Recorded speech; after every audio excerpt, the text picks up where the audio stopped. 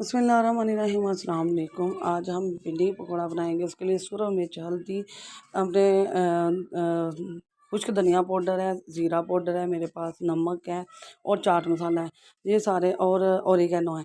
तो ये सारी चीज़ें मैंने इसमें बेसन और मैदे में मिक्स करके इसका बैटर बनाया। इसमें हमने भिंडी को कट लगा के चार चार हिस्सों में कट लगा के भिंडी को हमने फ्राई करने के लिए रख दिया। तो यहाँ हमने भिंडी को फ्राई होने के लिए रख दिया है। उसको मिक्स करके जैसे दूसरे आलू के पकोड़े बनाते हैं बिल्कुल वैसे ही हम इसके पकोड़े बनाएंगे। बैटर के अंदर टिप करके इसको डालते जाएंगे। तो चार चार कट लगा दिए मैंने, बहुत ज़बरदस्त मज़ेदार से ये हमारे पकोड़े तैयार हो गए।